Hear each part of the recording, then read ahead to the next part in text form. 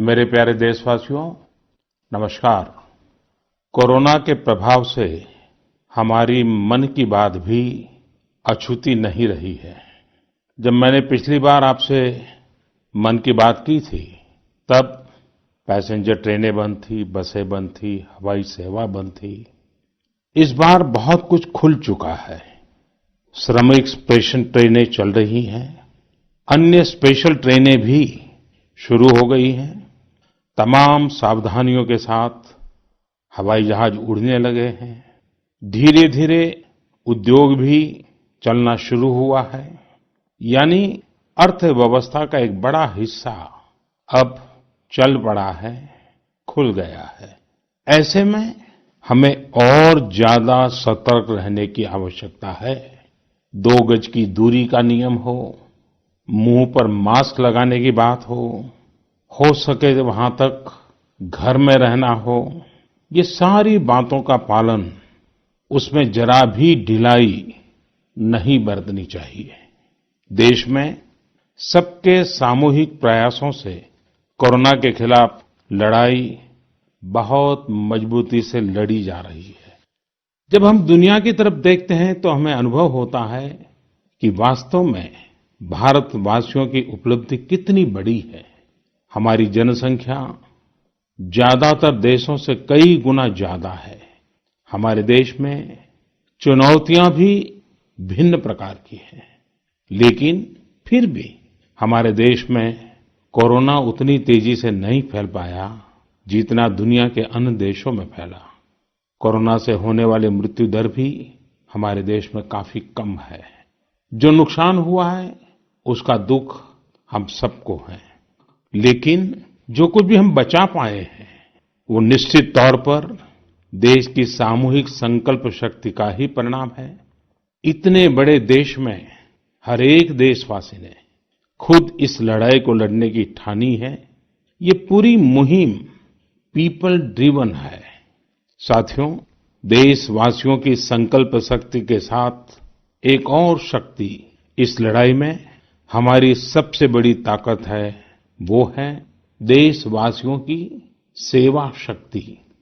वास्तव में इस महामारी के समय हम भारतवासियों ने ये दिखा दिया है कि सेवा और त्याग का हमारा विचार केवल हमारा आदर्श नहीं है, बल्कि भारत की जीवन पद्धति है। और हमारे यहाँ तो कहा गया है, सेवा परमो धर्मः। सेवा स्वयं में सुख है, सेवा में ही संतोष है। आपने देखा होगा कि दूसरों की सेवा में लगे व्यक्ति के जीवन में कोई डिप्रेशन या तनाव कभी नहीं दिखता। उसके जीवन में, जीवन को लेकर उसके नजरिए में भरपूर आत्मविश्वास, सकारात्मकता और जीवंतता प्रतिपल नजर आती है। साथियों, हमारे डॉक्टर्स, नर्सिंग स्टाफ, सफाई कर्मी, पुलिसकर्मी, मीडिया के साथी, ये सब जो सेवा कर रहे हैं, उसकी चर्चा मैंने कई बार की है। मन की बात में भी मैंने उसका जिक्र किया है। सेवा में अपना सब कुछ समर्पित कर देने वाले लोगों की संख्या अनगिनत है। ऐसे ही एक सज्जन है तमिलनाडु के सी मोहन।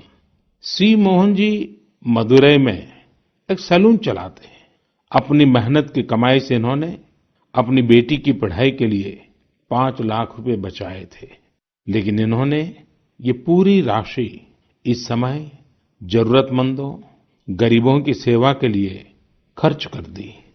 इसी तरह अगरतला में ठेला चलाकर जीवन यापन करने वाले गौतम दास जी अपनी रोजमर्रा की कमाई की बचत में से हर रोज दाल चावल खरीदकर जरूरतमंदों को खाना खिला रहे हैं। पंजाब के पठानकोट से भी एक ऐसा ही उदाहरण मुझे पता चला। यहाँ दिव्यांग भाई राजू ने दूसरों की मदद से जोड़ी गई छोटी सी पूंजी से 3000 से अधिक मास्क बनवाकर लोगों में बांटे। भाई राजू ने इस मुश्किल समय में करीब 100 परिवारों के लिए खाने का राशन भी जुटाया। देश के सभी इलाकों से विमेन सेल्फ हेल्प ग्रुप के परिश्रम की भी अनगिनत कहानियां इन दिनों हमारे सामने आ रही है। गांवों में, छोटे कस्बों में हमारी बहनें, बेटियां हर दिन हजारों की संख्या में मास्क बना रही हैं। तमाम सामाजिक संस्थाएं भी इस काम में इनका सहयोग कर रही हैं। साथियों, ऐसे कितने ही उदाहरण हर दिन दिखाई और सुनाई पड़ रहे हैं। कितने ही लोग खुद भी मुझे नमो ऐप और अन्य माध्यमों के जरिए अपने प्रयासों के बारे में बता रहे हैं। कई बार समय की कमी के चलते मैं बहुत से लोगों का, बहुत से संगठनों का, बहुत सी संस्थाओं का नाम नहीं ले पाता हूं। सेवाभाव से लोगों की मदद कर रहे ऐसे सभी लोगों की मैं प्रशंसा करता हूं, उनका आदर करता हूं, उनका तहे दिल से अभिनंदन करता हूं। मेरे प्यारे देशवासियों, एक और बात जो मेरे मन को छू गई है, वो है संकट की इस घड़ी में इनोवेशन। तमाम देशवासी गांवों से लेकर शहरों तक, हमारे छोटे व्यापारियों से लेकर स्टार्टअप तक, हमारी लैब्स कोरोना के खिलाफ लड़ाई में नए-नए तरीके इजाद कर रहे हैं, नए-नए इनोवेशन कर रहे हैं। जैसे नासिक के राजेंद्र यादव का उदाहरण बहुत दिलचस्प है। राजेंद्र जी नासिक में सतना गांव के किसान हैं। अपने गांव को कोरोना संक्रमण से बचाने के लिए उन्होंने अपने ट्रैक्टर से जोड़कर एक सैनिटाइजेशन मशीन बना ली है और ये इनोवेटिव मशीन बहुत प्रभावी तरीके से काम कर रही है। इसी तरह मैं सोशल मीडिया में कई तस्वीरें देख रहा था। कई दुकानदारों ने 2 गज की दूरी के लिए दुकान में बड़े पाइपलाइन लगा लिए हैं, जिसमें एक छोर से वो ऊपर से सामान डालते हैं और दूसरी छोर से ग्राहक अपना सामान ले लेते हैं। इस दौरान पढ़ाई के क्षेत्र में भी कई अलग-अलग इनोवेशन शिक्षकों और छात्रों ने मिलकर किए हैं।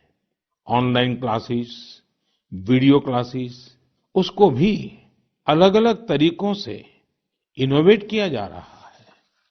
कोरोना की वैक्सीन पर हमारी लैब्स में जो काम हो रहा है, उस पर तो दुनिया भर की नजर है और हम सबकी आशा भी।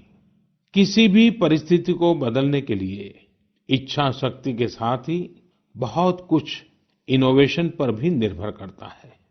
हजारों सालों की मानव जात की यात्रा लगातार इनोवेशन से ही इतने आधुनिक दौर में पहुंची है। इसलिए इस महामारी पर जीत के लिए हमारी ये विशेष इनोवेशंस भी बहुत बड़ा आधार है। साथियों, कोरोना के खिलाफ लड़ाई का यह रास्ता लंबा है। एक ऐसी आपदा जिसका पूरी दुनिया के पास कोई इलाज ही नहीं है, जिसका कोई पहले का अनुभव भी नहीं है, तो ऐसे में नई-नई चुनौतियां और उसके कारण परेशानियां हम अनुभव भी कर रहे हैं। ये दुनिया के हर कोरोना प्रभावित देश में हो रहा है और इसलिए भारत भी इससे अछूता नहीं है। हमारे देश में भी कोई वर्ग ऐसा नहीं है जो कठिनाई में न हो, परेशानी में न हो। और इस संकट की सबसे बड़ी चोट अगर किसी पर पड़ी है तो हमारे गरीब, मजदूर, श्रमिक वर्ग पर पड़ी है। उनकी तकलीफ, उनका दर्द, उनकी पीड़ा शब्दों में नहीं कही जा सकती। हम में से कौन ऐसा होगा जो उनकी और उनके परिवार की तकलीफों को अनुभव न कर रहा हो। हम सब मिलकर इस तकलीफ को, इस पीड़ा को बांटने का प्रयास कर रहे हैं। पूरा देश प्रयास कर रहा है। हमारे रेलवे के साथी दिन रात लगे हुए हैं। केंद्र हो, राज्य हो, स्थानीय स्वराज की संस्थाएं हो, हर कोई दिन रात मेहनत कर रहे हैं। जिस प्रकार रेलवे के कर्मचारी आज जुटे हुए हैं, वे भी एक प्रकार से अग्रिम पंक्ति में खड़े कोरोना वॉरियर्स ही है। लाखों श्रमिकों को ट्रेनों से और बसों से सुरक्षित ले जाना, उनके खाने पीने की चिंता करना, हर जिले में क्वारंटाइन केंद्रों की व्यवस्था करना, सभी की टेस्टिंग, चेकअप उपचार की व्यवस्था करना, ये सब काम लगातार चल रहे हैं और बहुत बड़ी मात्रा में चल रहे हैं। लेकिन साथियों, जो दृश्य आज हम देख रहे हैं, इससे देश को अतीत में जो कुछ हुआ, उसके अवलोकन और भविष्य के लिए सीखने का अवसर भी मिला है। आज हमारे श्रमिकों की पीड़ा में हम देश के पूर्वी हिस्से की पीड़ा को देख सकते हैं। जिस पूर्वी हिस्से में देश का ग्रोथ इंजन बनने की क्षमता है, जिसके श्रमिकों के बाहुबल में देश को नई ऊंचाई पर ले जाने का सामर्थ्य है, उस पूर्वी हिस्से का विकास बहुत आवश्यक है। पूर्वी भारत के विकास से ही देश का संतुलित आर्थिक विकास संभव है। देश ने जब मुझे सेवा का अवसर दिया, तभी से हमने पूर्वी भारत के विकास को प्राथमिकता दी है। मुझे संतोष है कि बीते वर्षों में इस दिशा में बहुत कुछ हुआ है और अब प्रवासी मजदूरों को देखते हुए बहुत कुछ नए कदम उठाना भी आवश्यक हो गया है और हम लगातार उस दिशा में आगे बढ़ रहे हैं। जैसे कहीं श्रमिकों की स्किल मैपिंग का काम हो रहा है, कहीं स्टार्टअप्स इस काम में जुटे हैं, कहीं माइग्रेशन कमीशन बनाने की बात हो रही है। इसके अलावा केंद्र सरकार ने अभी जो फैसले लिए हैं, उससे भी गांवों में रोजगार, स्वरोजगार, लघु उद्योगों से जुड़ी विशाल संभावनाएं खुली हैं। ये फैसले इन स्थितियों के समाधान के लिए हैं, आत्मनिर्भर भारत के लिए हैं। अगर हमारे गांव आत्मनिर्भर होते, हमारे कस्बे, हमारे जिले, हमारे राज्य आत्मनिर्भर होते, तो अनेक समस्याओं ने वो रूप नहीं लिया होता जिस रूप में वो आज हमारे सामने खड़ी है। लेकिन अंधेरे से रोशनी की ओर बढ़ना मानव स्वभाव है। तमाम चुनौतियों के बीच मुझे खुशी है कि आत्मनिर्भर भारत पर आज देश में व्यापक मंथन शुरू हुआ है। लोगों ने अब इसे अपना अभियान बनाना शुरू किया है। इस मिशन का नेतृत्व देशवासी अपने हाथ में ले रहे हैं। बहुत से लोगों ने तो ये भी बताया है कि उन्होंने जो सामान उनके इलाके में बनाए जाते हैं, उनकी एक पूरी लिस्ट बना ली है। ये लोग अब इन लोकल प्रोडक्ट्स को ही खरीद रहे हैं और वोकल फॉर लोकल को प्रमोट भी कर रहे हैं। मेक इन इंडिया को बढ़ावा मिले, इसके लिए सब कोई अपना अपना संकल्प जता रहा है। बिहार के हमारे एक साथी श्रीमान हिमांशु ने मुझे नमो ऐप पर लिखा है कि वो एक ऐसा दिन देखना चाहते हैं जब भारत विदेश से आने वाले आयात को कम से कम कर दे, चाहे पेट्रोल, डीजल, ईंधन का आयात हो, इलेक्ट्रॉनिक आइटम्स का आयात हो, यूरिया का आयात हो या फिर खाद्य तेल का आयात हो। मैं उनकी भावनाओं को समझता हूं। हमारे देश में कितनी ही ऐसी चीजें बाहर से आती हैं जिन पर हमारे ईमानदार टैक्स पेयर्स का पैसा खर्च होता है, जिनका विकल्प हम आसानी से भारत में तैयार कर सकते हैं। असम के सुदीप ने मुझे लिखा है कि वो महिलाओं के बनाए हुए लोकल बैम्बू प्रोडक्ट्स का व्यापार करते हैं और उन्होंने तय किया है कि आने वाले 2 वर्ष में वे अपने बैम्बू प्रोडक्ट को एक ग्लोबल ब्रांड बनाएंगे। मुझे पूरा भरोसा है आत्मनिर्भर भारत अभियान इस दशक में देश को नई ऊंचाई पर ले जाएगा। मेरे प्यारे देशवासियों, कोरोना संकट के इस दौर में मेरी विश्व के अनेक नेताओं से बातचीत हुई है, लेकिन मैं एक सीक्रेट जरूर आज बताना चाहूंगा। विश्व के अनेक नेताओं की जब बातचीत होती है तो मैंने देखा इन दिनों उनकी बहुत ज्यादा दिलचस्पी योग और आयुर्वेद के संबंध में होती है। कुछ नेताओं ने मुझसे पूछा कि कोरोना के इस काल में ये योग और आयुर्वेद कैसे मदद कर सकते हैं। साथियों, अंतर्राष्ट्रीय योग दिवस जल्द ही आने वाला है। योग जैसे जैसे लोगों के जीवन से जुड़ रहा है, लोगों में अपने स्वास्थ्य को लेकर जागरूकता भी लगातार बढ़ रही है। अभी कोरोना संकट के दौरान भी ये देखा जा रहा है कि हॉलीवुड से हरिद्वार तक घर में रहते हुए लोग योग पर बहुत गंभीरता से ध्यान दे रहे हैं। हर जगह लोगों ने योग और उसके साथ साथ आयुर्वेद के बारे में और ज्यादा जानना चाहा है, उसे अपनाना चाहा है।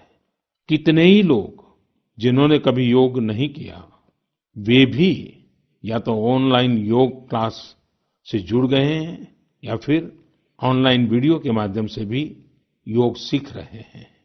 सही में योग कम्युनिटी, इम्यूनिटी और यूनिटी सबके लिए अच्छा है। साथियों, कोरोना संकट के इस समय में योग आज इसलिए भी ज्यादा अहम है क्योंकि ये वायरस हमारे रेस्पिरेटरी सिस्टम को सबसे अधिक प्रभावित करता है। योग में तो रेस्पिरेटरी सिस्टम को मजबूत करने वाले कई तरह के प्राणायाम है, जिनका असर हम लंबे समय से देखते आ रहे हैं। ये टाइम टेस्टेड टेक्निक्स हैं, जिसका अपना अलग महत्व है। कपालभाति और अनुलोम विलोम प्राणायाम से अधिकतर लोग परिचित होंगे, लेकिन भस्त्रिका, शीतली, भ्रामरी जैसे कई प्राणायाम के प्रकार है, जिसके अनेक लाभ भी है। वैसे आपके जीवन में योग को बढ़ाने के लिए आयुष मंत्रालय ने भी इस बार एक अनोखा प्रयोग किया है। आयुष मंत्रालय ने माय लाइफ माय योग नाम से अंतर्राष्ट्रीय वीडियो ब्लॉग उसकी प्रतियोगिता शुरू की है।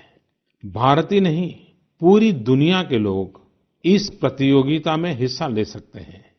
इसमें हिस्सा लेने के लिए आपको अपना 3 मिनट का एक वीडियो बना करके अपलोड करना होगा। इस वीडियो में आप जो योग या आसन करते हुए वो करते हुए दिखाना है और योग से आपके जीवन में जो बदलाव आया है उसके बारे में भी बताना है।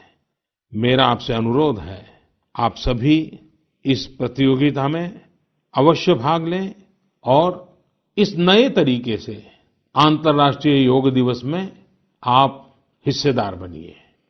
साथियों, हमारे देश में करोड़ों करोड़ गरीब दशकों से एक बहुत बड़ी चिंता में रहते आए हैं। अगर बीमार पड़ गए तो क्या होगा? अपना इलाज कराएं या फिर परिवार के लिए रोटी की चिंता करें? इस तकलीफ को समझते हुए, इस चिंता को दूर करने के लिए ही करीब 1.5 साल पहले आयुष्मान भारत योजना शुरू की गई थी। कुछ ही दिन पहले आयुष्मान भारत के लाभार्थियों की संख्या 1 करोड़ के पार हो गई है। 1 करोड़ से ज्यादा मरीज मतलब देश के 1 करोड़ से अधिक परिवारों की सेवा हुई है। 1 करोड़ से ज्यादा मरीज का मतलब क्या होता है मालूम है? 1 करोड़ से ज्यादा मरीज मतलब नॉर्वे जैसा देश, सिंगापुर जैसा देश, उसकी जो टोटल जनसंख्या है उससे 2 गुना लोगों को मुफ्त में इलाज दिया गया है। अगर गरीबों को अस्पताल में भर्ती होने के बाद इलाज के लिए पैसे देने पड़ते, इनका मुफ्त इलाज नहीं हुआ होता, तो उन्हें एक मोटा-मोटा अंदाज है करीब करीब 14,000 करोड़ रुपए से भी ज्यादा अपनी जेब से खर्च करने पड़ते हैं। आयुष्मान भारत योजना ने गरीबों के पैसे खर्च होने से बचाए हैं।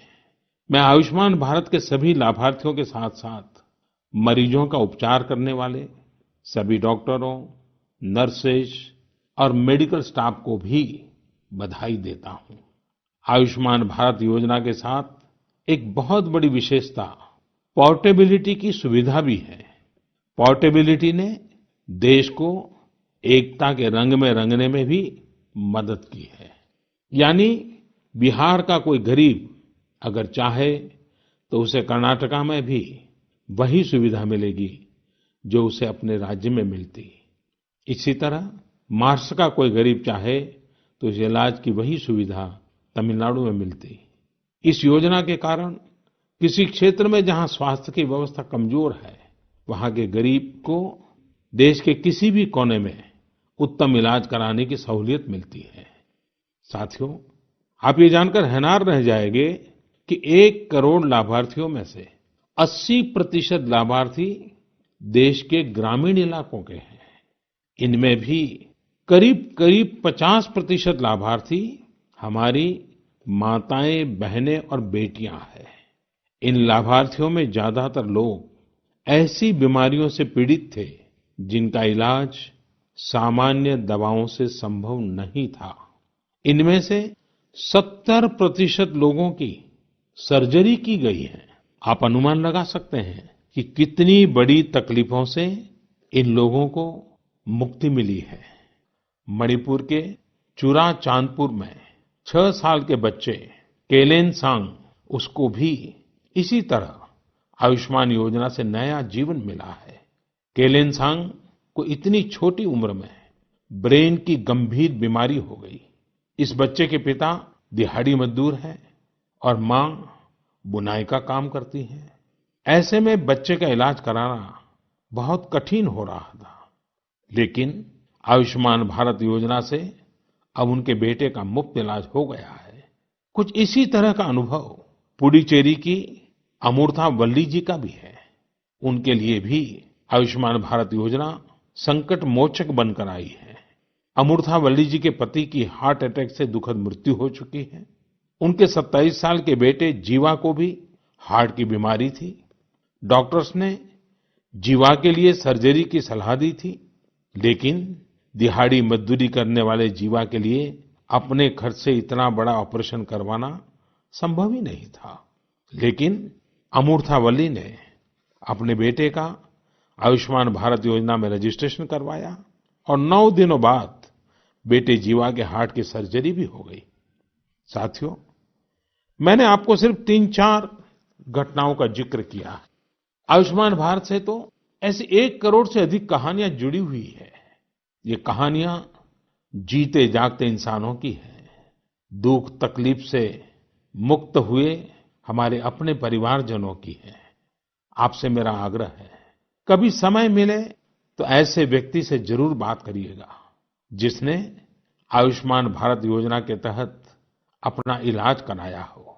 आप देखेंगे कि जब एक गरीब बीमारी से बाहर आता है तो उसमें गरीबी से लड़ने की भी ताकत नजर आने लगी है। और मैं हमारे देश के ईमानदार टैक्स पेयर से कहना चाहता हूं, आयुष्मान भारत योजना के तहत जिन गरीबों का मुफ्त इलाज हुआ है, उनके जीवन में जो सुख आया है, संतोष मिला है, उस पुण्य के असली हकदार आप भी हैं। हमारा ईमानदार टैक्स पेयर भी इस पुण्य का हकदार है। मेरे प्यारे देशवासियों, एक तरफ हम महामारी से लड़ रहे हैं तो दूसरी तरफ हमें हाल में पूर्वी भारत के कुछ हिस्सों में प्राकृतिक आपदा का भी सामना करना पड़ा है। पिछले कुछ हफ्तों के दौरान हमने पश्चिम बंगाल और उड़ीसा में सुपर साइक्लोन अम्फान का कहर देखा। तूफान से अनेकों घर तबाह हो गए, किसानों को भी भारी नुकसान हुआ। हालात का जायजा लेने के लिए मैं पिछले हफ्ते उड़ीसा और पश्चिम बंगाल गया था। पश्चिम बंगाल और उड़ीसा के लोगों ने जिस हिम्मत और बहादुरी के साथ हालात का सामना किया है, प्रशंसनीय है। संकट की इस घड़ी में देश भी हर तरह से वहां के लोगों के साथ खड़ा है।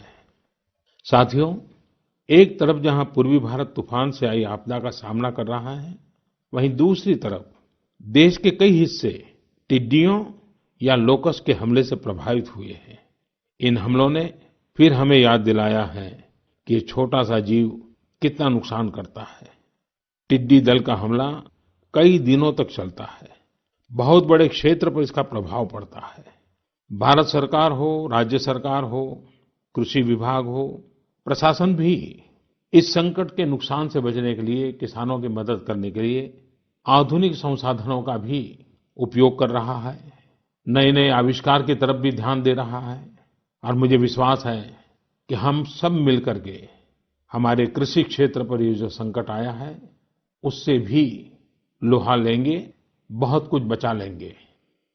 मेरे प्यारे देशवासियों, कुछ दिन बाद ही 5 जून को पूरी दुनिया विश्व पर्यावरण दिवस मनाएगी। विश्व पर्यावरण दिवस पर इस साल की थीम है बायोडायवर्सिटी, यानी जैव विविधता। वर्तमान परिस्थितियों में यह थीम विशेष रूप से महत्वपूर्ण है। लॉकडाउन के दौरान पिछले कुछ हफ्तों में जीवन की रफ्तार थोड़ी धीमी जरूर हुई है, लेकिन इससे हमें अपने आसपास प्रकृति की समृद्ध विविधता को, जैव विविधता को करीब से देखने का अवसर भी मिला है। आज कितने ही ऐसे पक्षी जो प्रदूषण और शोर शराबे में ओझल हो गए थे, सालों बाद उनकी आवाज को लोग अपने घरों में सुन रहे हैं। अनेक जगहों से जानवरों के उन्मुक्त विचरण की खबरें भी आ रही हैं। मेरी तरह आपने भी सोशल मीडिया में जरूर इन बातों को देखा होगा, पढ़ा होगा। बहुत लोग कह रहे हैं, लिख रहे हैं, तस्वीरें साझा कर रहे हैं कि वो अपने घर से दूर-दूर पहाड़ियां देख पा रहे हैं, दूर-दूर जलती हुई रोशनी देख रहे हैं। इन तस्वीरों को देखकर कई लोगों के मन में ये संकल्प उठा होगा, क्या हम उन दृश्यों को ऐसे ही बना रख सकते हैं? इन तस्वीरों ने लोगों को प्रकृति के लिए कुछ करने की प्रेरणा भी दी है। नदियां सदा स्वच्छ रहें, पशु पक्षियों को भी खुलकर जीने का हक मिले, आसमान भी साफ सुथरा हो, इसके लिए हम प्रकृति के साथ तालमेल बिठाकर जीवन जीने की प्रेरणा ले सकते हैं। मेरे प्यारे देशवासियों, हम बार बार सुनते हैं, जल है तो जीवन है, जल है तो कल है, लेकिन जल के साथ हमारी जिम्मेवारी भी है। वर्षा का पानी, बारिश का पानी, ये हमें बचाना है। एक एक बूंद को बचाना है। गांव-गांव वर्षा के पानी को हम कैसे बचाएं? परंपरागत बहुत सरल उपाय हैं। उन सरल उपाय से भी हम पानी को रोक सकते हैं। 5 दिन, 7 दिन भी अगर पानी रुका रहेगा, तो धरती माँ के पास बुझाएगा, पानी फिर जमीन में जाएगा। वही जल जीवन की शक्ति बन जाएगा। और इसलिए इस वर्षा ऋतु में हम सबका प्रयास रहना चाहिए कि हम पानी को बचाएं, पानी को संरक्षण करें। मेरे प्यारे देशवासियों, स्वच्छ पर्यावरण सीधे हमारे जीवन, हमारे बच्चों के भविष्य का विषय है। इसलिए हमें व्यक्तिगत स्तर पर भी इसकी चिंता करनी होगी। मेरा आपसे अनुरोध है कि इस पर्यावरण दिवस पर कुछ पेड़ अवश्य लगाएं और प्रकृति की सेवा के लिए कुछ ऐसा संकल्प अवश्य लें, जिससे प्रकृति के साथ आपका हर दिन का रिश्ता बना रहे। हाँ, गर्मी बढ़ रही है, इसलिए पक्षियों के लिए पानी का इंतजाम करना मत भूलिएगा। साथियों, हम सबको ये भी ध्यान रखना होगा कि इतनी कठिन तपस्या के बाद, इतनी कठिनाइयों के बाद देश ने जिस तरह हालत संभाला है, उसे बिगड़ने नहीं देना है। हमें इस लड़ाई को कमजोर नहीं होने देना है। हम लापरवाह हो जाएं, सावधानी छोड़ दें, ये कोई विकल्प नहीं है। कोरोना के खिलाफ लड़ाई अब भी उतनी ही गंभीर है।